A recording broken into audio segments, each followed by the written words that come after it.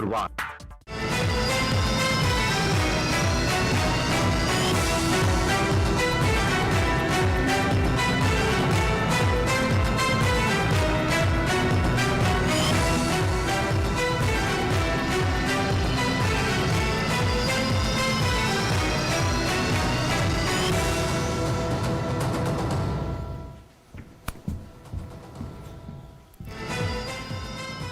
नमस्कार, बहुत बहुत स्वागत आप सबका। आप देख रहे हैं न्यूज नाइट। आपके साथ मैं हूं ममता चोपड़ा और आज की बड़ी खबर कि दिल्ली के उप मुख्यमंत्री मनीष सिसोदिया को सीबीआई ने गिरफ्तार कर लिया है। लंबे समय से जो दिल्ली की आबकारी नीति यानी शराब नीति को लेकर जो जांच चल रही थी, उसको लेकर हमने देखा किस तरीके से इस मुद्दे पर, इस मसले पर राजनीति हुई, किस तरीके से आरोप प्रत्यारोप का दौर भी चला, लेकिन साथ ही साथ एजेंसियों की जांच भी जारी थी जिसमें लगातार मोड़ भी आ रहे थे। तमाम बातें जो सामने निकल कर आई, उसके बाद आज सुबह से ही जिस तरीके से आम आदमी पार्टी और उसके नेता दिल्ली में बयान दे रहे थे, जिस तरीके की घोषणा कर रहे थे, जिस तरीके की बात कह रहे थे, उसे यह स्पष्ट था कि आज मनीष सिसोदिया की गिरफ्तारी हो सकती है और हो गई। और जब भी ऐसी गिरफ्तारी होती है तो राजनीतिक बयान एक तरफ, आम जन के जहन में एक ही सवाल होता है कि वाकई भ्रष्टाचार हुआ था। अगर भ्रष्टाचार हुआ था तो भ्रष्टाचारियों पर लगाम कसी जानी चाहिए और यही कर रही हैं हमारी जांच एजेंसियां। और इसी मसले पर आज न्यूज नाइट में हम भी करेंगे चर्चा, लेकिन आइए शुरुआत करते हैं हेडलाइंस के साथ। दिल्ली शराब घोटाला मामले में सीबीआई की बड़ी कार्रवाई। दिल्ली के उप मुख्यमंत्री मनीष सिसोदिया को किया गिरफ्तार। कई घंटे की पूछताछ के बाद हुई गिरफ्तारी। शराब नीति द्वारा चुनिंदा व्यापारियों को लाभ पहुंचाने का है आरोप। भाजपा ने कहा जेल जाने से नहीं बचेगा कोई भ्रष्टाचारी। प्रधानमंत्री ने उत्तर प्रदेश रोजगार मेला कार्यक्रम को किया संबोधित। कहा कभी लचर थी कानून व्यवस्था, अब तेजी से आगे बढ़ रहा है उत्तर प्रदेश। 9,000 से अधिक पुलिस उप निरीक्षकों समेत दूसरे अभ्यर्थियों को दिए गए नियुक्ति पत्र।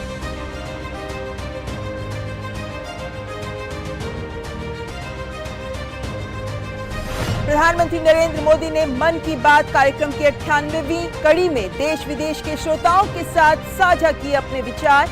भारत की डिजिटल क्रांति की तारीफ की। कहा देश की इस शक्ति से दुनिया के तमाम देश हुए हैं आकर्षित।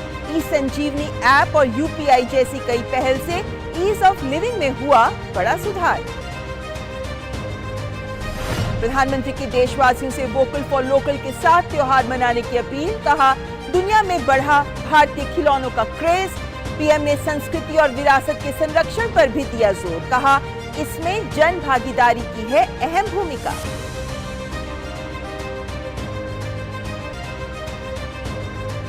केंद्रीय मंत्री और भाजपा नेता अनुराग सिंह ठाकुर ने तेलंगाना सरकार पर बोला हमला। केसीआर पर भ्रष्टाचार, परिवारवाद को बढ़ावा देने और लोगों को रोजगार मुहैया कराने में असफल रहने का लगाया आरोप।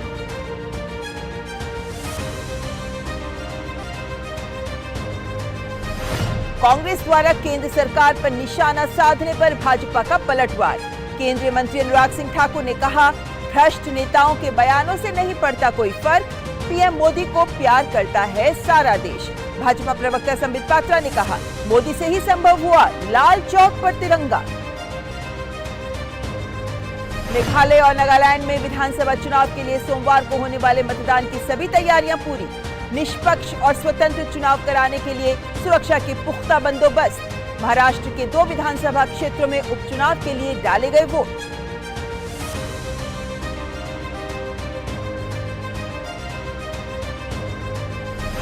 महिला टी20 विश्व कप में दक्षिण अफ्रीका और ऑस्ट्रेलिया के बीच खिताबी भिड़ंत। टॉस जीतकर ऑस्ट्रेलिया की पहले बल्लेबाजी का फैसला करने उतरी की नजर खिताब की हैट्रिक लगाने पर।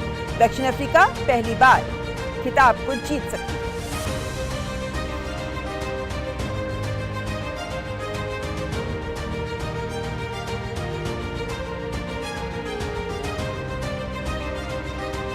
और ये थी हेडलाइंस। आइए देखते हैं खबरें विस्तार से। शुरुआत करते हैं उस खबर से जो अब से कुछ ही देर पहले आई है कि दिल्ली शराब घोटाले मामले में सीबीआई ने दिल्ली के उप मुख्यमंत्री मनीष सिसोदिया को गिरफ्तार कर लिया है। मनीष सिसोदिया को पूछताछ के लिए सीबीआई के सामने आज लाया गया था। सुबह करीब 11 बजे ये पूछताछ शुरू हुई थी और लगभग 8 घंटे तक चली इस पूछताछ के बाद सीबीआई ने उन्हें गिरफ्तार कर लिया। आपको बता दें कि पिछले साल अगस्त के महीने में सीबीआई ने इस नई आबकारी नीति में अनियमितताओं को लेकर उप मुख्यमंत्री मनीष सिसोदिया सहित आबकारी अधिकारियों और कारोबारियों के खिलाफ मामला दर्ज किया था और इसी सिलसिले में दिल्ली के उप मुख्यमंत्री का आवासीय परिसरों और अन्य जगहों पर भी छापेमारी भी की गई थी। मनीष सिसोदिया ने आबकारी नीति का मसौदा तैयार करने में महत्वपूर्ण भूमिका निभाई थी और कुछ निर्देश भी दिए थे। उन पर शराब व्यवसायियों को अनुचित लाभ पहुंचाने का आरोप था। जांच पड़ताल के बाद सीबीआई ने मनीष सिसोदिया को 18 फरवरी को पूछताछ के लिए बुलाया था, जिसके बाद उन्होंने बजट पेश करने के लिए और मोहलत मांगी थी, जिसे स्वीकार किया गया था और दिल्ली पुलिस ने उन्हें फिर पूछताछ के लिए रविवार को आज बुलाया गया। आज उनसे लगभग 8 घंटे की पूछताछ हुई, जिसके बाद सीबीआई ने मनीष सिसोदिया को गिरफ्तार कर लिया। ऐसे में ये महत्वपूर्ण है कि क्योंकि उप मुख्यमंत्री मनीष सिसोदिया के पास ही ये पोर्टफोलियो था, ये विभाग उन्हीं के पास था। ऐसे में जो तमाम निर्णय लिए गए, जो पूरा काम हुआ, वो सब उन्हीं की देखरेख में हुआ। ऐसे में नीति को लेकर, उसके बाद इसके क्रियान्वयन को लेकर और इसमें जो जो खामियां थी उसका ठीकरा मनीष सिसोदिया पर ही फूटा है। लेकिन यहां दिल्ली के मुख्यमंत्री अरविंद केजरीवाल पर भी सवाल उठने लाजमी है। हालांकि अब जबकि मनीष सिसोदिया को गिरफ्तार किया गया है तो इसके बाद ये पूरा मामला क्या रुख लेता है देखने वाली बात होगी। हालांकि जांच एजेंसियों की जांच और राजनीति दोनों अलग अलग लेकर देखने चाहिए। ऐसे में दिल्ली की जो ये नई आबकारी नीति जिसको लेकर सवाल उठते रहे और जिसको लेकर अब ये बड़ी गिरफ्तारी हुई है, इसके बाद इस नीति को लेकर जहां आम आदमी पार्टी लगातार इसका समर्थन करती दिखती रही है, ये कहते हुए भी कि पंजाब में भी इस नीति को लागू किया गया है और दिल्ली में इस नीति पर जो रोक लगाई गई एलजी के द्वारा, उसको लेकर वो एलजी पर भी निशाना साधते रहे। तो ऐसे में मनीष सिसोदिया की गिरफ्तारी बड़े सवाल खड़े करती है आम आदमी पार्टी पर। हमारे संवाददाता नीरज सिंह इस वक्त हमारे साथ जुड़ गए हैं। नीरज, सबसे पहले सबसे बड़ी बात की जो गिरफ्तारी हुई है, ऐसे में कौन कौन सी चीजें निकलकर सामने आई हैं जांच में, जिसके आधार पर उप मुख्यमंत्री को दिल्ली के गिरफ्तार किया गया है? देखिए,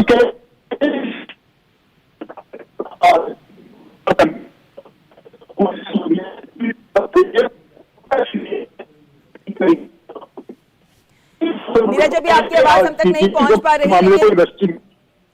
दर्शकों को हम ये बताना चाहेंगे कि ये जांच अगस्त के महीने से, क्योंकि जुलाई वो महीना है पिछले साल जब इस नई आबकारी नीति को दिल्ली सरकार ने वापस ले लिया था, जिसके बाद जब जांच शुरू हुई है तो उसके बाद अगस्त से लेकर अब तक की जांच लगातार जारी रही है। अक्टूबर में भी इसको लेकर एक जो चार्जशीट फाइल की गई थी उसमें उप मुख्यमंत्री का नाम नहीं था, जिसके बाद भी तमाम राजनीतिक बयान हमने आम आदमी पार्टी की ओर से आते देखे। लेकिन उसके बाद जिस तरीके की गिरफ्तारियां हुई और जिस तरीके से अलग अलग राज्यों तक इस जांच की आंच पहुंची, उसके बाद ये दिख रहा था कि कोई ना कोई बड़ी गिरफ्तारी हो सकती है, क्योंकि जांच लगातार लोगों के दरवाजे तक पहुंच रही थी। उप मुख्यमंत्री की बात करें, मनीष सिसोदिया की बात करें, तो उनको लेकर भी उनके घर, उनके दफ्तर, तमाम जगहों पर, परिसरों पर छापेमारी की गई, तमाम दस्तावेज बरामद किए गए और जांच की आंच जब आगे बढ़ती गई तो जितने जो शराब कारोबारी थे उनसे भी जांच की गई। लेकिन वही सीबीआई के द्वारा यह बात सामने रखी गई है कि एक ब्यूरोक्रेट के द्वारा, एक अधिकारी के द्वारा जो बयान दिए गए हैं वो दिखाते हैं कि कितनी गहराई से मनीष सिसोदिया इस पूरे भ्रष्टाचार के चंगुल में शामिल थे, लिप्त थे।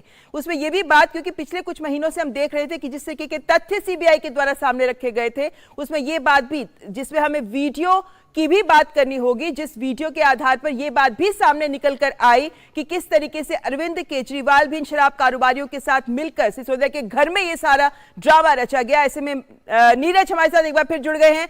तो नीरज, सबसे पहले वही बात की, किस आधार पर सीबीआई ने मनीष सिसोदिया को गिरफ्तार किया है? देखिए, मतलब कई सारे आधार थे मनीष सिसोदिया के खिलाफ। एक तो सबसे पहले सीबीआई के ही सवालों के जवाब सिसोदिया ठीक तरीके से नहीं दे रहे। सीबीआई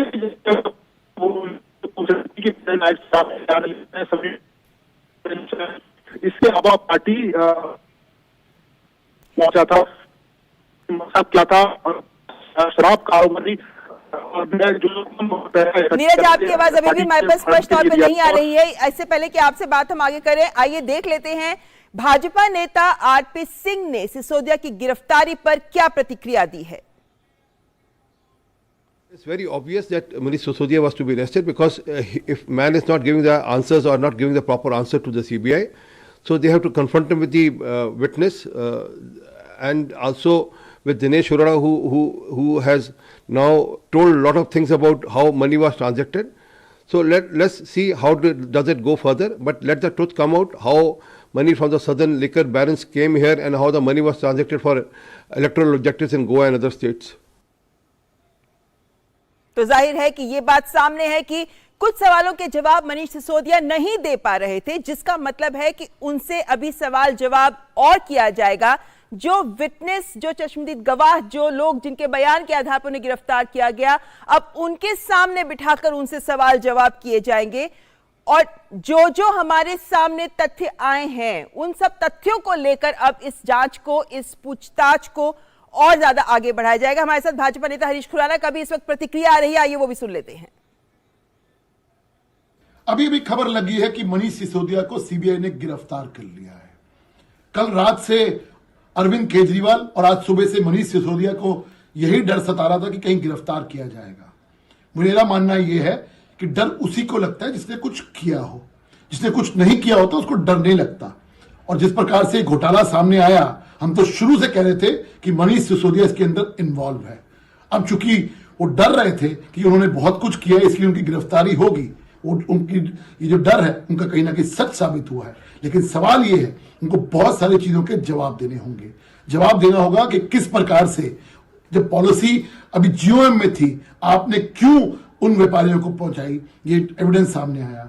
जवाब देना होगा कि किस प्रकार आपने लगभग 45 फोन आपने चेंज किए लगभग 1.5 महीने के अंदर, क्यों चेंज किए, जवाब देना होगा। जवाब देना होगा कि 100 करोड़ रुपया आपने गोवा के अंदर पैसे लगाए, इसके ये जवाब देना होगा। जवाब देना होगा कि किस प्रकार आपने पॉलिसी, आप कहते हैं हमने पॉलिसी में कुछ नहीं किया, पॉलिसी क्यों बदली। इन सब सवालों के जवाब मनीष सिसोदिया को देने पड़ेंगे। और हमारा मानना यह है कि असली किंग पिन जो है वो अरविंद केजरीवाल है, क्योंकि अरविंद केजरीवाल के कहने के अलावा कि कभी इस सरकार के अंदर काम नहीं होता है, जो अरविंद केजरीवाल कहते हैं वही होता है। इसलिए मेरा मानना यह है मनीष सिसोदिया जी जो सिर्फ एक मोहरा है, असली किंग पिन अरविंद केजरीवाल है।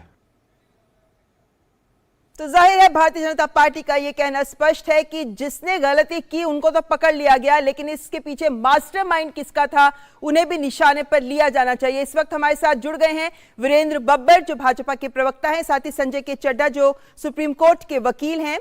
हमारे दोनों मेहमानों का स्वागत करते हैं। सबसे पहले भाजपा नेताओं की बात अभी हमने सुनी, वीरेंद्र जी आपके पास आऊं, उससे पहले संजय के चड्ढा जी के पास जाना चाहूंगी। संजय जी, ये पूरा मामला क्योंकि एक कानूनी दावपेच के नजरिए से समझा जाना जरूरी है, ऐसे में क्या ये माना जाए, इस गिरफ्तारी को क्या ये माना जाए कि कोई ना कोई ठोस सबूत तो रहे हैं, जिसका मतलब कुछ ना कुछ गलत तो हुआ है?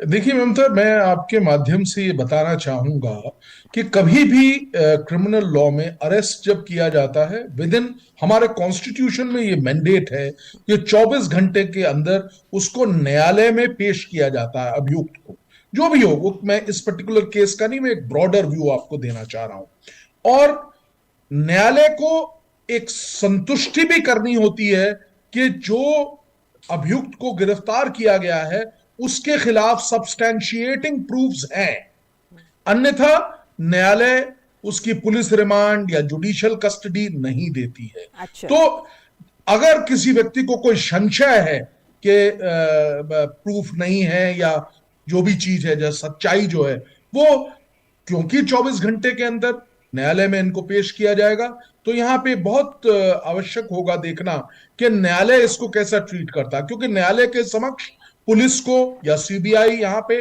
को सब्सटैंशिएटिंग डॉक्यूमेंट्स देने पड़ेंगे।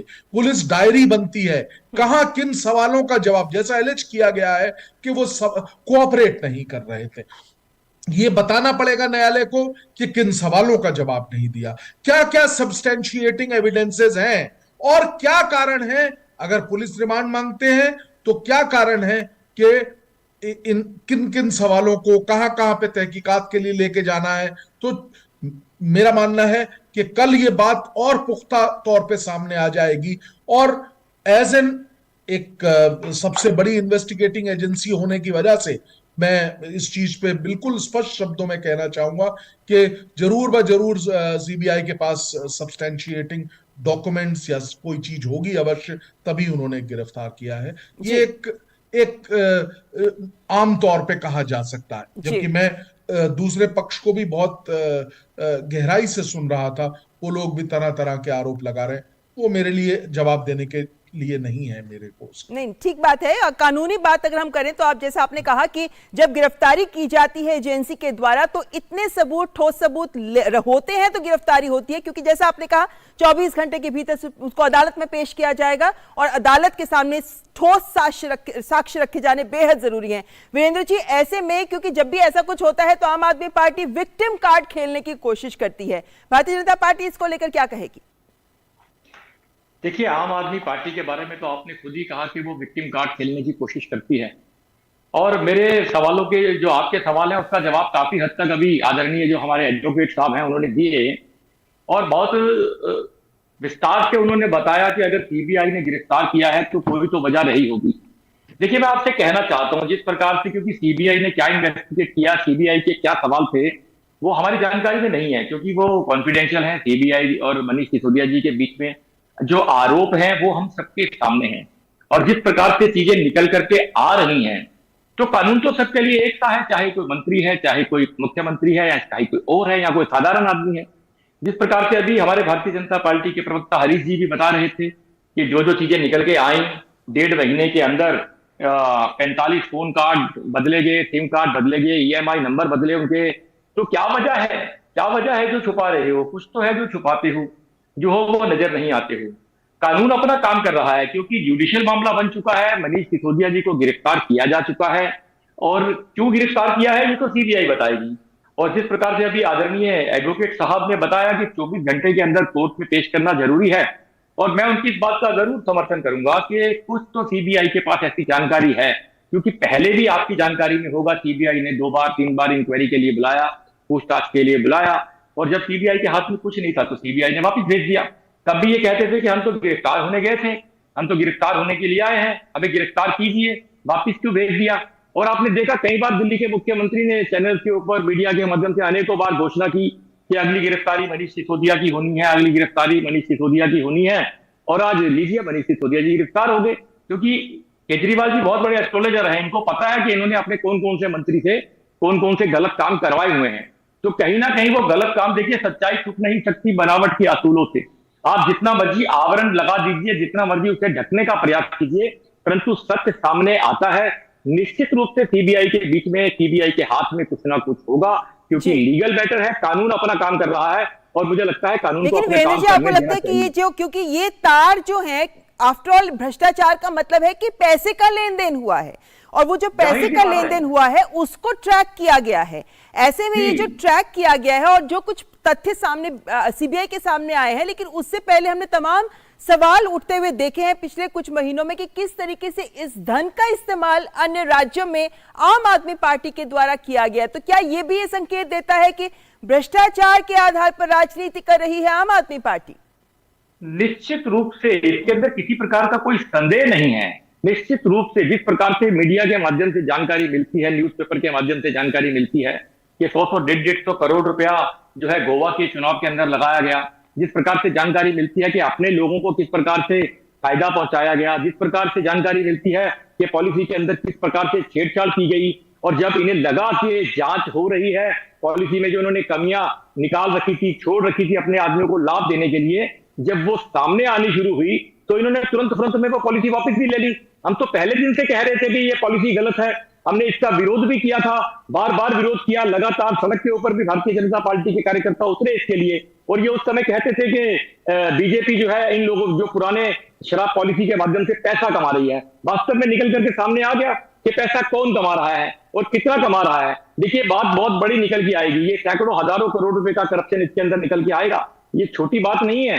और निश्चित रूप से लीकर पॉलिसी को लेकर के आप देख लीजिए, जिस प्रकार से लीकर पॉलिसी के अंदर पुरानी जो पॉलिसी जिसको इन्हें हटाना पड़ा, उसके अंदर जिस प्रकार से इन्होंने छेड़छाड़ की, जिस प्रकार से अपने लोगों को लाभ दिया, जिस प्रकार से जो कंपनियों को जिनको टेंडर नहीं दिए जा सकते थे उनको टेंडर दिए गए, जिस प्रकार से ये तय हुआ था कि शराब बनाने वाली कंपनी को शराब बेचने के लिए अलॉटमेंट नहीं होगी, शराब बनाने वाली कंपनी को शराब बेचने के लिए इजाजत दी गई। और इसके अंदर सबसे बड़ी जो बात थी कि उस शराब की टेस्टिंग करने का काम भी उसी कंपनी को दे दिया, यानी कि मैंने ही शराब बनाई, मैंने ही टेस्ट किया कि वो पीने के लायक है या नहीं, और मैंने ही उसे अपनी दुकान पे बेच दिया। जी बिल्कुल, यानी बहुत सारे सवाल हैं जो सामने आ रहे हैं। ऐसे में वीरेंद्र जी और संजय जी, ये मुद्दा ऐसा है जिसके तार आम लोगों की संवेदनाओं से भी जुड़े हैं, क्योंकि जब भी कोई राजनीतिक दल, आम आदमी पार्टी जो इस सोच के साथ, इस नारे के साथ सत्ता में आई कि हमें भ्रष्टाचार खत्म करना है, वही अगर भ्रष्टाचार करती हुई पकड़ी जा रही है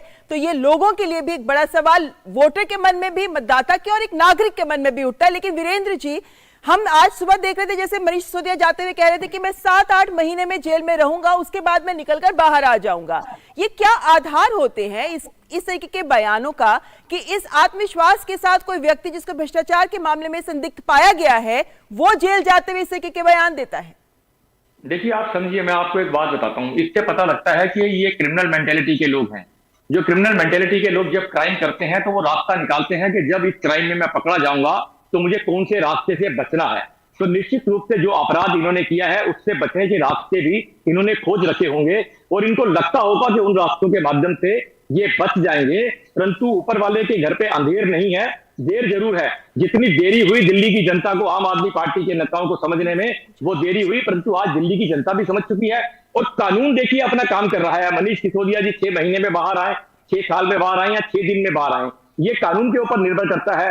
ये निर्भर करता है सीबीआई के ऊपर कि उनके पास क्या एविडेंस है, किस आधार पे उन्होंने उनको अरेस्ट किया है और ये किस प्रकार से कोर्ट के समक्ष सीबीआई अपनी बात रख पाती है। माननीय न्यायालय जो है उन बात को कितनी गंभीरता से लेता है, क्योंकि जब जुडिशियरी मैटर है तो ये सीबीआई जज साहब, जुडिशियरी और मनीष सिसोदिया जी के बीच का मैटर बन गया है। चलिए ये सवाल लेकर वीरेंद्र जी मैं संजय जी के पास भी जाना चाहूंगी। संजय जी, आप इस सवाल का क्या जवाब होगा अगर हम कानूनी दावपेच के नजरिए समझने की कोशिश करें तो? देखिए, बहुत स्पष्ट शब्दों में, जब भी जैसे बेल एप्लीकेशन का प्रश्न उठता है, अगर कोर्ट के समक्ष सीबीआई सब्सटेंशिएटिंग डॉक्यूमेंट्स देती हैं, सब्सटेंशिएटेड तरीके से कोर्ट उस चीज की स्क्रूटनी करेगी, कानून की व्यवस्था है। और अगर वो स्क्रूटनी में ये पाती है कि जो व्यक्ति हैं वो इन्वॉल्व हैं, तो निश्चित तौर पे उनको बेल लेने में कठिनाई होगी। और यहां पे देख लीजिए, एक चीज मैं और बताना चाहता हूं जो कि बहुत अहम है जानना, कि अगर निचली अदालत में कोई फैसला जैसे कि मनीष सिसोदिया के फेवर में नहीं आता है तो उनके पास अख्तियार है, राइट है, वो हाई कोर्ट में जा सकते हैं, डिस्ट्रिक्ट जज के आगे पहले जा सकते हैं। सीबीआई की स्पेशल कोर्ट से तो सीधे हाई कोर्ट उनको जाना होगा। और तो इसलिए उनकी भी अपनी क्या कहते हैं, उनके पास रास्ता है और उनको उस रास्ते को तय करना होगा। और वहां पे अगर सीबीआई की स्पेशल कोर्ट ये पाती है कि उनकी गिरफ्तारी की आवश्यकता नहीं थी तो उनको उसी आधार पे छोड़ा भी जा सकता है। तो दोनों पक्ष हैं, ये डिपेंड करता है, क्योंकि ना मुझे मालूम है ना आपको मालूम है कि कौन से डॉक्यूमेंट्स हैं, कौन से ऐसे एविडेंसेस हैं जो कि इंपॉर्टेंट हैं, कौन से ऐसे क्वेश्चंस हैं जिनको मनीष सिसोदिया जी जो है अवॉइड कर रहे हैं जिन क्वेश्चंस को। तो ये सब चीज देखना, एक जिसे कहते हैं ना, एक संपूर्ण रूप से इसको देखा जाएगा और वहीं पे इसका निर्णय लिया जाएगा। इसके लिए सीबीआई के द्वारा जो तथ्य पेश किए जाएंगे और सीबीआई के जो पब्लिक प्रोसिक्यूटर हैं उनकी जो बहस होगी उसको देखना कल बहुत ही अहम होगा। जी बिल्कुल, हमारे साथ विक्रम सिंह जी भी जुड़ गए हैं जो फॉर्मर डीजीपी हैं यूपी पुलिस के। विक्रम सिंह जी, जब भी आपने तो उत्तर प्रदेश की बात करें तो कानून व्यवस्था वहां पर आपने बनाए रखने का जिम्मेदारी संभाली, तो ऐसे में जाहिर है कि विभिन्न स्तर पर भ्रष्टाचार के तमाम मामले आपके अनुभव के दौरान गुजरे होंगे। ऐसे में इस मामले को, क्योंकि ये एक ऐसा मामला है कि जब भी किसी राजनेता के ऊपर भ्रष्टाचार की गाज गिरती है तो तमाम तरीके के कार्ड खेले जाते हैं, लेकिन आपके अनुभव के आधार पर आप इस मामले को कैसे देखते हैं? ममता जी नमस्कार। मेरे लिए कहने को कुछ बता नहीं, संजय चड्ढा जी ने अपने विद्वतापूर्ण वक्तव्य में सबका समावेश कर लिया है, लेकिन मैं आपको उसके आगे 2 डायमेंशन बनाना चाहूंगा कि परिस्थिति जनसाई यानी सर्कमस्टेंशियल एविडेंस, डायरेक्ट एविडेंस और डॉक्यूमेंट्री एविडेंस, जिसमें डॉक्यूमेंट्री एविडेंस सबसे महत्वपूर्ण है। और कोई चौकी की पुलिस नहीं है जो कि असावधानी कोई बरते। उनके कोर्सेज चलते हैं, व्यवसायिक दक्ष और चुने हुए अफसर आते हैं जिनके द्वारा सबक साक्ष्य का मूल्यांकन और 4 चरणों में लीगल ओपिनियन, जहां संजय चड्ढा वैसे विद्वान अधिवक्ता अपना अभिमत देते हैं। उनके अभिमत के अनुसार अगर ममता जी केस बनता है तो बुलाया जाएगा, गिरफ्तार किया जाएगा, अन्यथा कोई गिरफ्तारी की बाध्यता सीबीआई नहीं मानती है। आपने कई केस में देखा होगा कि गिरफ्तारियां नहीं हुई हैं। और चर्चा की बात है, राजनीतिक व्यक्तियों का तो काम ही है कि इस तरीके की चीजों का शोषा बना करके उसका विरोध करें। बेहतर यह होगा कि वो इन्वेस्टिगेशन के साथ सहयोग करें, और सीबीआई किसी की दुश्मन नहीं है, वो सहयोग करेगी और अपने बचाव के जो भी साक्ष्य हैं प्रस्तुत करें। तदनुसार पुनः इसके ऊपर मजिस्ट्रेट के सामने सब कुछ जाएगा, पब्लिक डोमेन में है, और फिर जो कोर्ट जो फैसला देगी उसके अनुसार कार्रवाई होगी। सीबीआई ने कोई प्रतिशोध के चलते या किसी राजनीतिक दबाव के चलते कोई कार्रवाई नहीं की है। कोई भी सीबीआई अफसर अपना कैरियर दांव पे क्यों लगाएगा? विक्रम जी, ऐसे में ये भी बात सामने निकल कर आ रही है, आपने एक बात कही अभी कि डॉक्यूमेंट्री एविडेंस यानी दस्तावेज जो मिले होंगे उनके आधार पर उन्हें अगर सबूत बनाया जाता है तो एक मजबूत केस बनता है। लेकिन ऐसे में ये भी खबर आ रही है कि ब्यूरोक्रेट एक अधिकारी है जिसके बयान के आधार पर सीबीआई ने जिसके बयान को तवज्जो देते हुए ही मनीष सिसोदिया को गिरफ्तार भी किया है, तमाम अन्य सबूत भी होंगे साथ में। तो ऐसे में ये बयान भी इस तरह के मामले में कितने महत्वपूर्ण साबित होते हैं, क्योंकि इन मामलों में भी एक ट्रेल एस्टेब्लिश करनी होती है। बिल्कुल, क्योंकि उसको कॉरबोरेट करना होगा अन्य परिस्थिति जन्य साक्ष्य से, सर्कमस्टेंशियल एविडेंस से। एक आदमी के कह देने से कि संजय जी ने मेरे बारे में कुछ कह दिया, मैंने संजय जी के बारे में कुछ कह दिया, वो एक सबूत की तरह एक डॉक्यूमेंट तो होगा, लेकिन वो पर्याप्त कारण नहीं होगा केवल गिरफ्तारी करने का। उसके आधार पर अन्य डॉक्यूमेंट्री एविडेंस और सर्कमस्टेंशियल एविडेंस और जो ट्रेल ऑफ एविडेंस है उसके बाद ही ये गिरफ्तारी संभव है। क्योंकि ये देख लीजिए, एक किसी महत्वपूर्ण व्यक्ति की गिरफ्तारी एक गंभीर विषय है, और इसके ऊपर 4 चरणों के ऊपर 4 चरण में लीगल ओपिनियन ली जाती। ममता जी, कोई ऐसे हंसी खेल नहीं है। इसीलिए आपने देखा होगा कि गिरफ्तारी की बात आज हम 2 महीने से सुन रहे हैं, लेकिन गिरफ्तारी इतने काल के अंतराल के बाद इसीलिए क्योंकि इन्वेस्टिगेशन में अकाट साक्ष्य ला के प्रस्तुत किया गया, मूल्यांकन किया गया, और उसके बाद गुण दोष के आधार पर गिरफ्तारी की गई।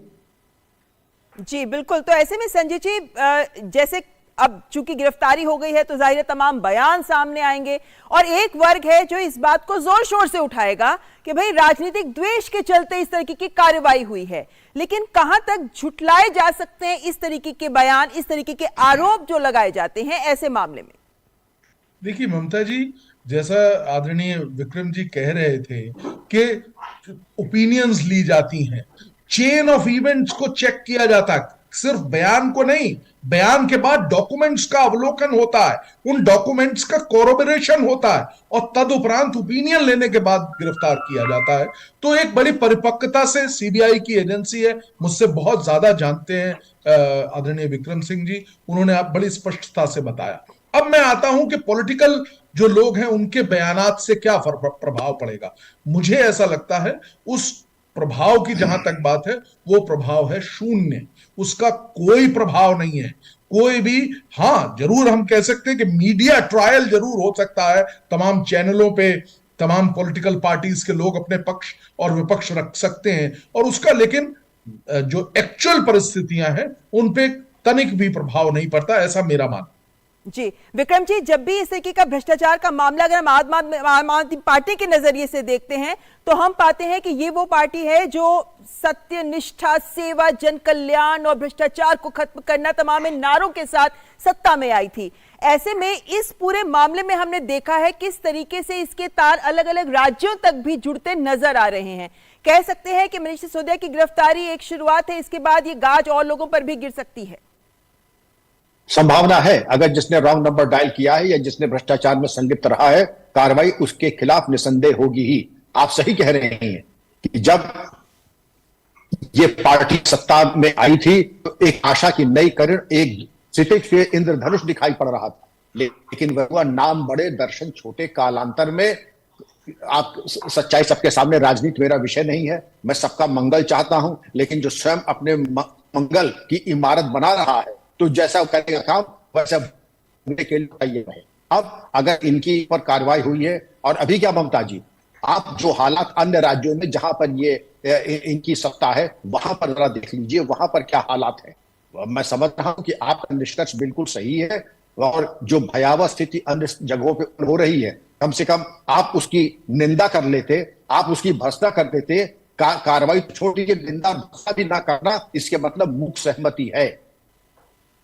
ऐसे में संजय जी, चूंकि हम ये जानते हैं कि इस आबकारी नीति को लेकर आम आदमी पार्टी बड़ी बड़ी बातें करती रही है इस तरीके से कि भाई पंजाब में हमने लागू की तो वहां हमें बड़ा फायदा हुआ और यहाँ एलजी की वजह से हमें करोड़ों रुपए के रेवेन्यू का नुकसान हुआ है। इस तरीके की बातें हम सामने आती देखते रहे हैं। ऐसे में जब इस मामले की जांच आगे बढ़ेगी तो जो एक बात बीजेपी की ओर से भी इस बात की मांग उठी और मेरे को लगता है हर व्यक्ति इस बात को जानना भी चाहेगा कि जो गलत कर रहा है उसको आपने पकड़ लिया, लेकिन इसके पीछे का मास्टरमाइंड कोई और, क्या उन तक भी गाज पहुंच सकती है? निश्चित तौर पे देखिए, चेन बनती है। जब खुलासा होगा एक चीज का तो कहां से, जैसा कि विक्रम जी ने बहुत अच्छा कहा, जिस व्यक्ति ने डायल किया होगा उसको इसका प्रभाव पड़ेगा, उसकी जो भी व्यक्ति इस चेन में आएगा, जब डॉक्यूमेंट खुलते हैं तो कैसे क्या क्या हुआ, वो पूरी चीज को एक जब इन्वेस्टिगेशन होता है, और खासतौर से सीबीआई का इन्वेस्टिगेशन, मैं बहुत गंभीरता से इस बात को कहना चाहता हूं कि वहां के जो इन्वेस्टिगेटर्स हैं वो पूरे देश में से टॉप नॉच ऑफिसर्स को वहां पे रखा जाता है। जो सक्षम ऑफिसर्स हैं उनको उसमें भाग लेने के लिए पूरे देश से चयनित करके और फिर उनको यहां पे बिठाया जाता है। और क्योंकि हम सब जानते हैं कि एक सेंट्रल इन्वेस्टिगेटिंग एजेंसी है, भारत की सबसे बड़ी इन्वेस्टिगेटिंग एजेंसी है, किसी भी प्रकार का अगर कोई गलत प्रकार का इन्वेस्टिगेशन होगा इन एजेंसीज के द्वारा, तो उसकी एक, जिसे कहते हैं ना, छवि में बहुत ही गिरावट आएगी। वो उस चीज को ये लोगों को ध्यान में रखना होता है। मैं बहुत गंभीरता से बात कर रहा हूं। बिल्कुल संजय जी और विक्रम जी, आप दोनों का यहाँ पे अनुरोध करती हूँ क्या बने रहिए हमारे साथ। फिलहाल यहाँ पर वक्त तो चला एक छोटे से ब्रेक का, ब्रेक के बाद हाजिर होते हैं और इस चर्चा को आगे बढ़ाते हैं। अरे रामदयाल, तेरी उपज का क्या हुआ? अरे औने पौने दाम मिल रहे थे इसलिए नहीं बेची। और तुम्हारी उपज? मेरी उपज ये रही मेरे मोबाइल में एकदम सुरक्षित। अरे ये तो कोई रसीद लगती है।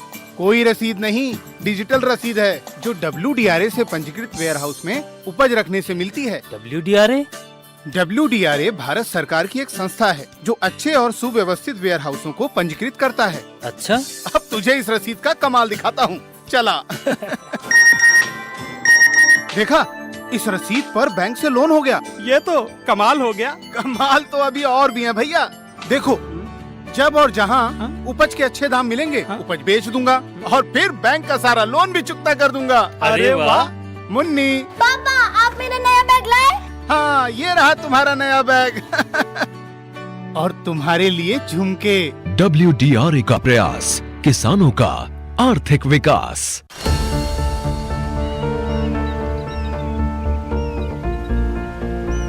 जो बनकर मेरा हमसफर आएगा, सिर्फ उसी को फर्क नजर आएगा। शुरू करो, डालो बुनियाद, घर महल नजर आएगा।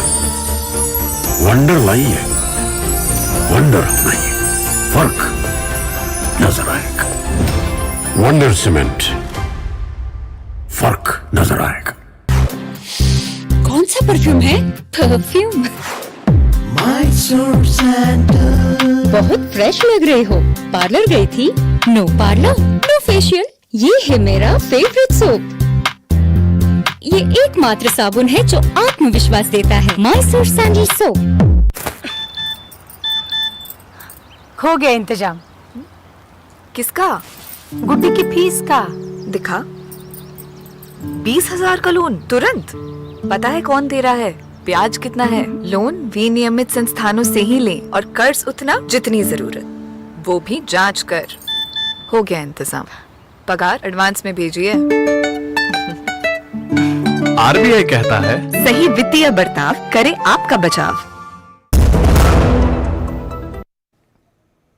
और ब्रेक के बाद एक बार फिर आपका स्वागत। आप देख रहे हैं न्यूज नाइट, जिसमें हम लगातार बात कर रहे हैं उस खबर की जो अभी कुछ देर पहले ही आई है, जिसमें यह खबर सामने आई है कि दिल्ली के उप मुख्यमंत्री मनीष सिसोदिया को सीबीआई ने भ्रष्टाचार के मामले में गिरफ्तार कर लिया है। दिल्ली की आबकारी नीति को लेकर, इसमें किए गए भ्रष्टाचार को लेकर पिछले कुछ महीनों से जांच चल रही थी और इस जांच के बाद कई बार इस बात का अंदेशा जताया जाता रहा कि मनीष सिसोदिया की गिरफ्तारी हो सकती है। उन्हें कई बार पूछताछ के लिए सीबीआई के द्वारा बुलाया गया। उनके परिसरों में, घर पे, दफ्तर इत्यादि में कई जगह पर तलाशी भी कई बार की गई और हर बार आम आदमी पार्टी ये कहती रही कि कुछ नहीं मिला और यूं ही परेशान किया जा रहा है। लेकिन आज जब उनको सुबह पूछताछ के लिए सीबीआई हेडक्वार्टर्स में बुलाया गया तो 8 घंटे की पूछताछ के बाद सीबीआई ने उन्हें गिरफ्तार कर लिया, क्योंकि कई सवालों के जवाब ऐसे थे जो मनीष सिसोदिया ठीक से नहीं दे पाए।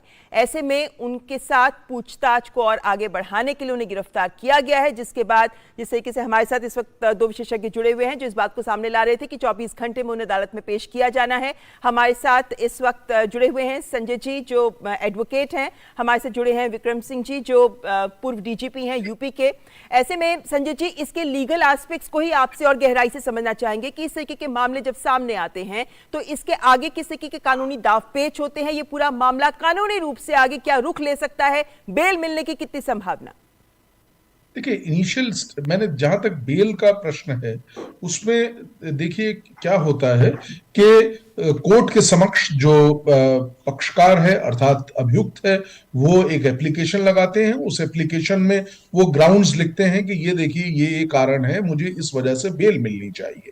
अब उसके जवाब में जो सीबीआई रहेगी या इन्वेस्टिगेटिंग ऑफिसर्स होते हैं, इन्वेस्टिगेटिंग एजेंसी होती है, वो अपना रिप्लाई देती है, बताती है कि इन कारणों की वजह से इनका बेल नहीं होना चाहिए। ये एक ब्रॉड बात मैंने बताई।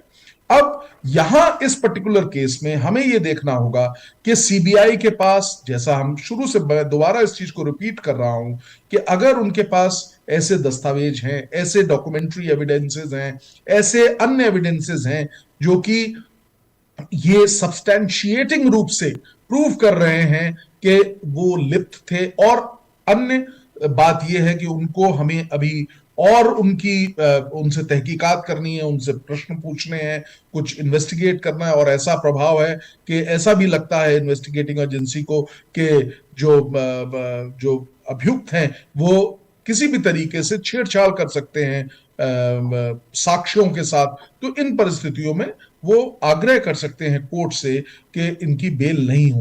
देखिए, पहले इनिशियली ऐसा भी होगा जो हम कल देखेंगे, कल पता चलेगा, न जाने टोटल कितने दिन की वो पुलिस रिमांड की बात करेंगे सीबीआई की रिमांड के लिए, और उसके बाद जुडिशियल कस्टडी होता है। ये एक प्रारूप है, 14 दिन से ज्यादा पुलिस कस्टडी नहीं हो सकती है, ये भी एक लॉ है, लॉ की व्यवस्था है। तो इनिशियली ऐसा प्रतीत होता है कि जो सीबीआई है वो पुलिस रिमांड लेने के लिए कहेगी इनिशियली।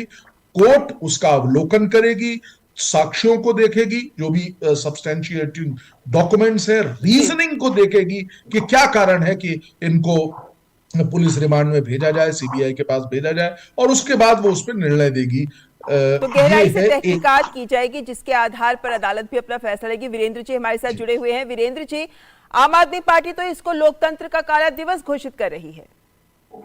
देखिए, आम आदमी पार्टी का तो ये काम है, क्राइम करो और उसके बाद जब पकड़े जाओ तो उसे लोकतंत्र का नाम देकर के लोकतंत्र का काला दिवस घोषित कर दो। मैं आपके साथ ये बात साझा करना चाहता हूं। जब आम आदमी पार्टी की सरकार आई उससे पहले 2002 तक शराब बेचने की जो पॉलिसी थी वो अलग थी। 2002 में इस पॉलिसी को बदला गया। उसके बाद पॉलिसी जो बनाई गई, पहले आओ पहले पाओ के आधार के ऊपर, फर्स्ट कम फर्स्ट सर्व के आधार के ऊपर पॉलिसी दी जाने लगी।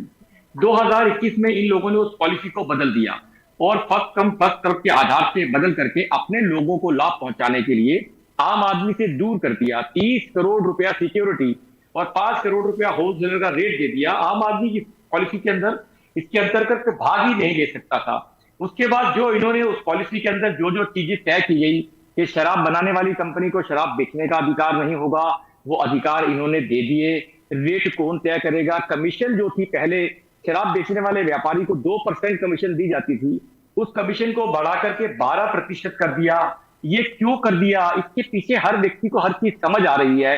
और जो लोग लीकर पॉलिसी से संबंधित अभी तक जिन लोगों को भी पुलिस ने गिरफ्तार किया, सीबीआई ने गिरफ्तार किया, या जो जांच हुई उसके माध्यम से जो निकल करके अलग अलग चीजें आई, जिस प्रकार से ये कहा करते थे कि हम तो चंद्रशेखर के वंशज है, भगत सिंह के वंशज है, जेल जाने के लिए आए हैं, और अन्ना जी जिनका नाम लेकर के जब ये कहते थे कि हम राजनीति नहीं करेंगे, राजनीतिक पार्टी नहीं बनाएंगे, हम चुनाव नहीं लड़ेंगे, अगर चुनाव लड़े तो हम सरकार नहीं बनाएंगे, अगर सरकार बनाई तो हम सैलरी नहीं लेंगे, कोठी नहीं लेंगे, बंगला नहीं लेंगे, टोटल और टोटल झूठ बोला। जो इतना बड़ा झूठ बोलते थे कि अपने बच्चों की कसम खा करके कहते हैं कांग्रेस के समर्थन से ना सरकार बनाएंगे, ना कांग्रेस को समर्थन देके उसकी सरकार बनाएंगे। आप उनसे सच की कहां आशा कर सकते हो। इनके एक पहले मंत्री अभी तक जो काफी समय से जेल के अंदर है, मैं आपको ध्यान दिलाना चाहता हूं, अभी तक इन्होंने उसे मंत्री से हटाया नहीं है। उसका पोर्टफोलियो तो ले लिया, परंतु मंत्री पद उसका बरकरार है, और वो अंदर बैठ करके क्या क्या कर रहे हैं वो अनेक चैनलों के माध्यम से सोशल मीडिया के ऊपर हम सबने देखा है।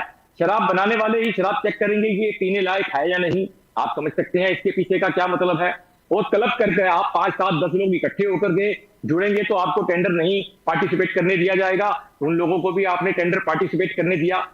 पूरी तरह से अनजस्टिस वाले आपने फैसले लिए, अपने लोगों को फायदा पहुंचाने का आपने पूरा प्रयास किया और खुलेआम किया, बेशर्मी के साथ किया। भारतीय जनता पार्टी तो पहले दिन से विरोध कर रही थी, और जब ये चीजें निकल करके सामने आई, जब हमने साक्ष्य सामने रखे, तो तुरंत आनंद फानन में रातों रात इन्होंने उस पॉलिसी को वापस लेने की घोषणा कर दी। अगर पॉलिसी ठीक थी तो वापस क्यों ली, और अगर वापस लेनी थी ठीक नहीं थी तो लागू क्यों की। आज ये चीजें सीबीआई की छानबीन में निकल करके सामने आ जाएंगी। मैं फिर कहता हूं, क्योंकि जुडिशरी बैठक है, कानून अपना काम कर रहा है। जिस प्रकार से अभी आदरणीय संजय जी और आदरणीय विक्रम जी ने जिस प्रकार से विस्तार से बताया है, तो निश्चित रूप से कल के ऊपर काफी कुछ डिपेंड करता है कि कल जब सीबीआई कोर्ट के अंदर मनीष सिसोदिया जी को पेश करेगी, तो सीबीआई ऐसे कौन से साक्ष्य पेश करेगी जिसके आधार पर उन्होंने गिरफ्तार किया, और कोर्ट उन बातों को कितनी मान्यता देगी, सीबीआई के साक्ष्य को कितना अप्रूव करेंगी, सीबीआई की द्वारा की गई गिरफ्तारी को ठीक या गलत, ये जो भी होगा ये कल हम सबके सामने आएगा। क्योंकि कानून का मामला है और बहुत ज्यादा अंदर की बातें मैं नहीं जानता, इसलिए निश्चित रूप से मुझे लगता है इस बारे में हमें कल तक का इंतजार करना होगा। जी बिल्कुल, जो कानूनी पक्ष है वो हम अपने विशेषज्ञों से पूछते हैं। विक्रम जी, इस पूरे मामले के, विक्रम सिंह जी हमारे साथ नहीं है, संजय जी, इस पूरे मामले को अगर हम देखते हैं तो इसके दो पहलू सामने आते हैं, क्योंकि सीबीआई ने इस मामले की एफआईआर ईडी के साथ भी शेयर की है। ऐसे में एक इसका क्रिमिनल एस्पेक्ट आ जाता है, आपराधिक पहलू आ जाता है, और दूसरा भ्रष्टाचार का, जिसमें मनी ट्रेल को फॉलो किया जा रहा है। तो ऐसे में अन्य एजेंसियां, जब एजेंसियां मिलकर काम करती हैं, तो किस तरीके से इन दोनों पहलुओं को लेकर जांच आगे बढ़ती है? देखिए, जब दो एजेंसीज में डिफरेंट यहाँ पे खासतौर से इस पर्टिकुलर केस में हम दोनों एजेंसीज के पास इसका इन्वेस्टिगेट कर रही हैं, दोनों एजेंसीज, तो अगर एक एजेंसी को कोई तथ्य मिलते हैं तो वो दूसरी एजेंसी के साथ साझा भी करती है। बड़े कोऑपरेटिव तरीके से दोनों जो एजेंसीज हैं वो काम करेंगी और कर रही हैं, पहले किया भी है। तो पहली तो सबसे बड़ी बात, जहां तक अभी कुछ देर पहले ये भी कहा जा रहा था कि सीबीआई पहले करेगी और उसके बाद ईडी जो है उनको पुनः गिरफ्तार कर लेगी। देखिए, 2-3 चीजें जानना बहुत आवश्यक है। अगर कल का दिन, जैसा मैंने पहले भी बताया, कल का दिन इसलिए बहुत अहम है क्योंकि कोर्ट के समक्ष जब जो तथ्य हैं उनको प्रस्तुत किया जाएगा तो ये चीज और ज्यादा एम्पली क्लियर हो जाएगी। अगर कोर्ट जो है, मैं पुनः कह रहा हूं, अगर कोर्ट जो है उस चीज को स्वीकार करती है कि तथ्य हैं, तो फिर ये चीज क्लियर हो जाएगी कि सीबीआई के पास इस तरह का पूर्ण रूप से उनके पास जिसे कहते हैं ना मटेरियल है, सब्सटेंशिएटिंग मटेरियल है, जिसकी वजह से उनको गिरफ्तार किया गया है। और ऐसा हमने देखा है कि अगर सब्सटेंशिएटिंग मटेरियल नहीं होता है तो कोर्ट्स नेगेटिव रूप में भी कह सकते हैं और वो इन्वेस्टिगेटिंग एजेंसीज के विरोध में भी जा सकते हैं और बेल भी ग्रांट कर सकते हैं। तो ये बहुत स्पष्ट रूप से कल इस चीज को कोर्ट के समक्ष रखा जाएगा, कोर्ट उसका अवलोकन करेगी और फिर उसके बाद अपना निर्णय देगी।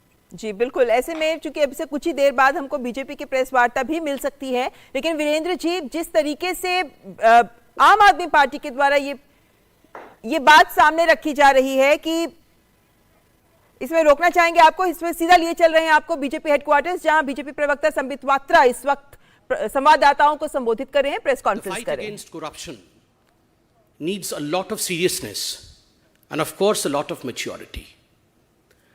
आज हम शिक्षा मंत्री मनीष सिसोदिया जी के बारे में बात नहीं कर रहे हैं। आज हम आबकारी मंत्री, अगर साधारण भाषा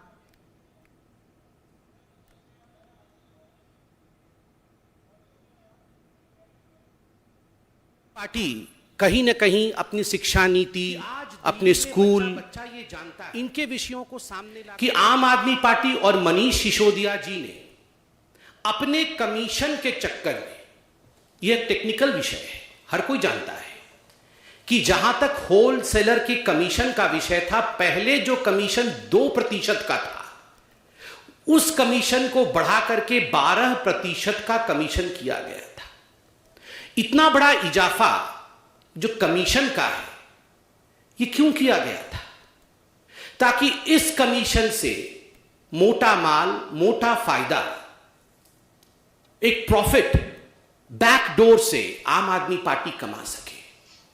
और दुख का विषय यह है कि दिल्ली में बच्चों की जिंदगी को, स्कूल्स के आसपास जो बच्चे हैं, उनके जिंदगी में कहीं ना कहीं शराब घोल करके, कहीं ना कहीं दिल्ली में नशे को बढ़ा करके, उसमें से कमीशन खोरी की जो बदबू थी, आज पूरे दिल्ली को यह पता है। Everyone knows as to how to enhance their own commission. The Aam Aadmi Party had tried its best to spread addiction of liquor in Delhi. एक के साथ एक मुफ्त, किस प्रकार की नीतियों के माध्यम से स्कूलों के पास, वही अरविंद केजरीवाल, आप याद करिए 2014 के पहले जब चुनाव नहीं हुए थे, तो यही अरविंद केजरीवाल जी कहते थे कि हम मोहल्ले मोहल्ले जाएंगे, वहां पर हम मोहल्ला पार्लियामेंट करेंगे और वहां सदन में पूछेंगे महिलाओं से कि आप क्या चाहती हैं, कि हमारे मोहल्ले में शराब की दुकान बंद होने चाहिए या खुलने चाहिए। बहुत शराब के ठेके खुल रहे हैं मोहल्लों में। ये शराब के ठेके अगर महिलाएं कहेंगी बंद होनी चाहिए तो हम बंद कर देंगे। ये प्रचलन में है ये वीडियो, हर कोई इस वीडियो को जानता है, देख चुका है अरविंद केजरीवाल के इस वीडियो को। और वही अरविंद केजरीवाल जब चुनाव जीत कर आते हैं तो ठीक उससे उलट कितनी कॉलोनियों में अधिक से अधिक शराब की दुकानें खोली जा सके, स्कूलों के पास कैसे शराब की दुकानें खोली जा सके, हमारे रिलीजियस वर्शिप प्लेसेस के पास कैसे शराब की दुकान खोली जा सके, इसका पूरा का पूरा एक षड्यंत्र किया, केवल और केवल भ्रष्टाचार और कमीशन के लिए। हमने बार बार शराब मंत्री, आबकारी मंत्री मनीष सिसोदिया जी से कुछ सवाल पूछे थे। अरविंद केजरीवाल जी खुद एक ब्यूरोक्रेट रहे हैं। अरविंद केजरीवाल जी को टेक्निकल प्रश्नों के उत्तर देने भली भांति आते हैं। मगर मैं आपसे पूछता, इतने महीनों में लगभग 1 साल का समय गुजर गया, क्या अरविंद केजरीवाल जी ने या उनके टीम में से किसी एक व्यक्ति ने एक्साइज पॉलिसी को लेकर कोई टेक्निकल प्रेस कॉन्फ्रेंस किया?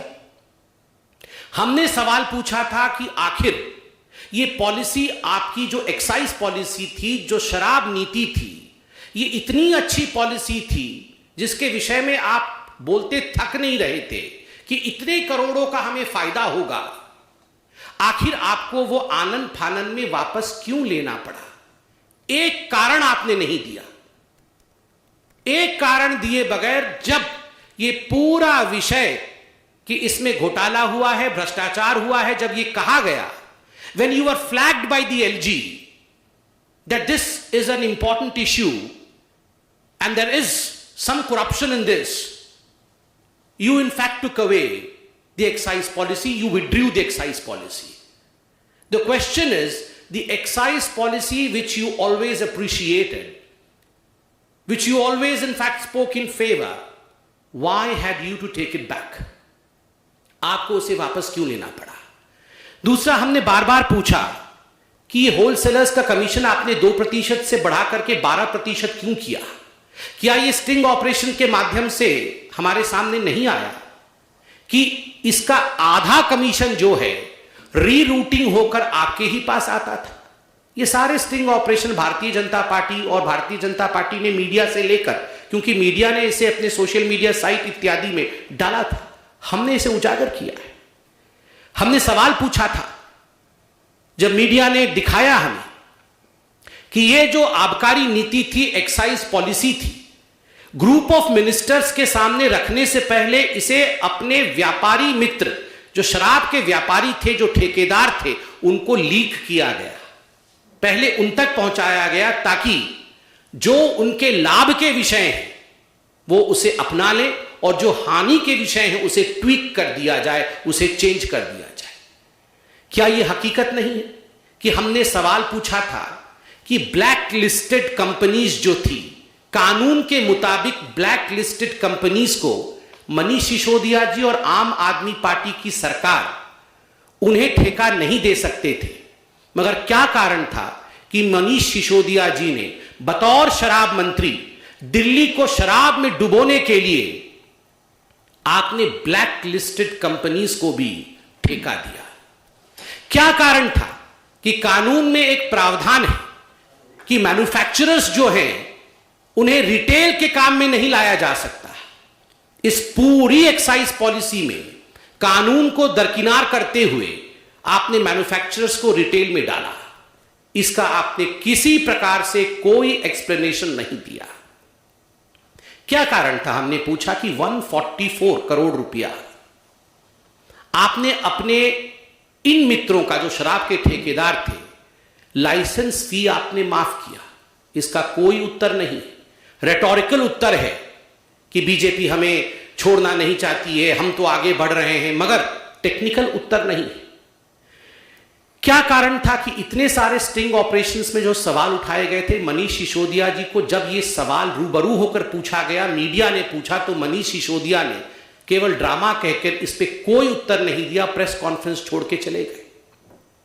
स्वाभाविक है, जो जांच एजेंसियां हैं वो जांच एजेंसी इमोशन पे काम नहीं करती है, जांच एजेंसी टेक्निकलिटी पे काम करती है। अगर 45 मोबाइल फोन डिस्ट्रॉय किए जाए, अगर सबूत मिटाने की कोशिश मोबाइल फोन के माध्यम से किया जाए, तो ये सारी चीजें सीबीआई और हमारी जो एजेंसीज हैं वो जानती है। वो पॉलिटिकल बॉडीज नहीं है, वो टेक्निकलिटी के आधार पर आगे बढ़ती है। तो स्वाभाविक है कि जिस प्रकार से आबकारी नीति में, शराब नीति में, एक्साइज पॉलिसी में आप इन प्रश्नों का उत्तर नहीं दे पाते हैं, तो आपसे पूछताछ होगी। मैं अरविंद जी से इतना ही कहना चाहता हूं कि ये वही आम आदमी पार्टी है जो हर दिन एक लिस्ट निकालती थी कि देश में सबसे भ्रष्ट ये 15 लोग हैं, देश में सबसे भ्रष्ट ये 20 लोग हैं। आप याद करें, उस समय ना वही होता था ना खाता होता था, कोई सबूत की बात आप नहीं करते थे, आप सिर्फ कहते थे हम जानते हैं, ये हम कह रहे हैं कि ये 5 लोग सबसे भ्रष्ट हैं। मैं नाम भी गिना सकता हूं और आपको भी याद है कौन कौन से नाम आप बोल रहे हैं। ये बात अलग है कि आज आप उनसे गले मिल रहे हैं, उनके घर जा रहे हैं, मगर उनका नाम आपने सबसे भ्रष्ट लोगों में गिनाया था। यहां केवल कोई पर्ची नहीं निकाली गई है, कोई भारतीय जनता पार्टी ने मनीष सिसोदिया जी को अक्यूज्ड नंबर 1 शराब घोटाले में नहीं बनाया है। जांच के आधार पर मनीष सिसोदिया जी अक्यूज्ड नंबर 1 बने। जिस प्रकार से बच्चों की जिंदगी के साथ खिलवाड़ करने की कोशिश की, मुझे तो शर्म आता है ये कहते हुए कि आज पूरे विश्व में ऐसा कोई शिक्षा मंत्री नहीं होगा जो शराब के घोटाले में गिरफ्तार किया जा रहा होगा।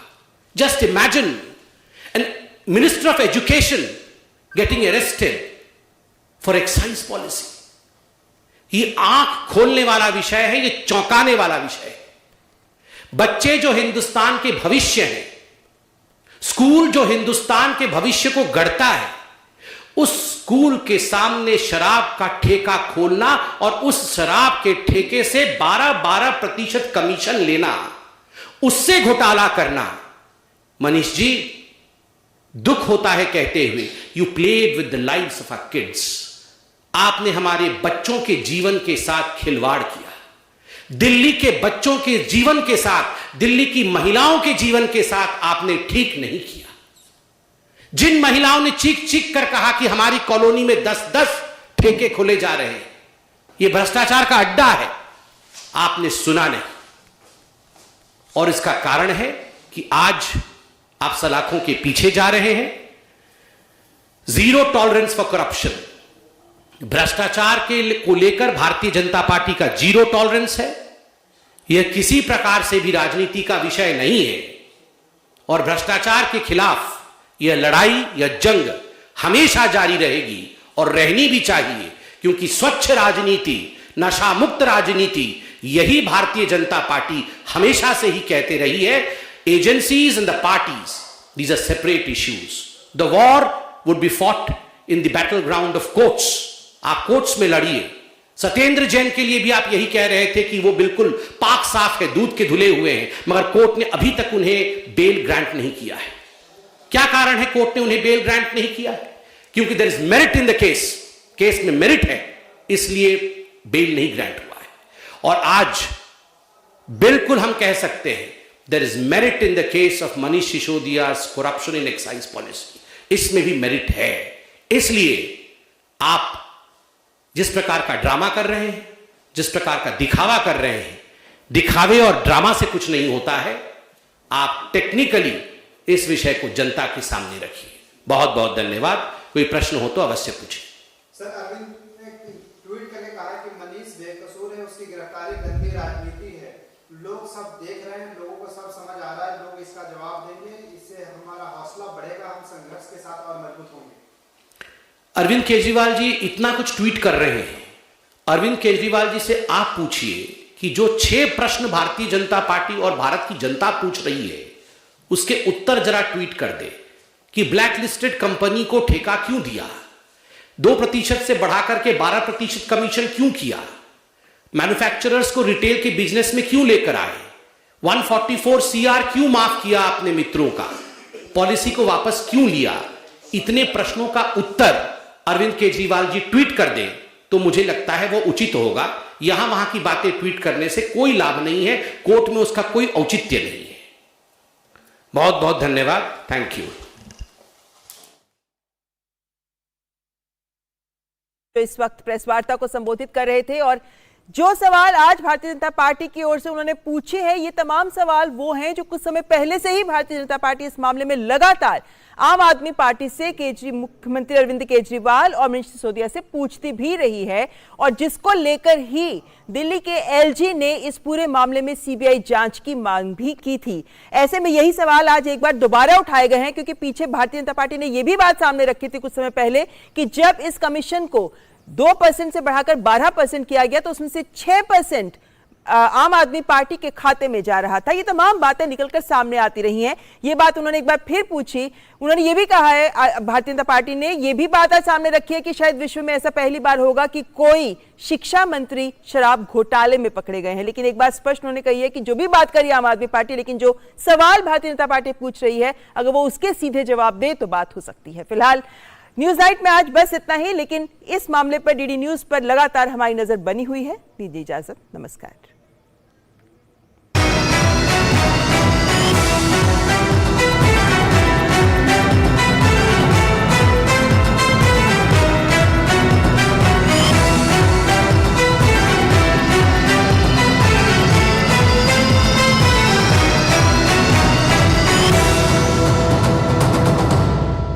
न्यूज नाइट के प्रायोजक थे LIC, हर पल आपके साथ, और वंडर सीमेंट। जब दिल में हो जज्बात तभी होती है एक परफेक्ट शुरुआत।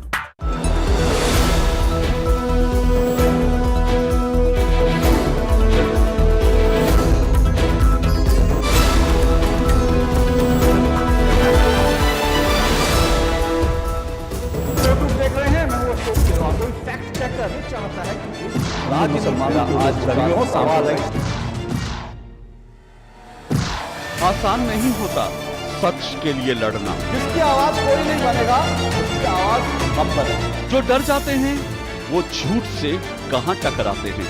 जो गरीब के स्कूल में,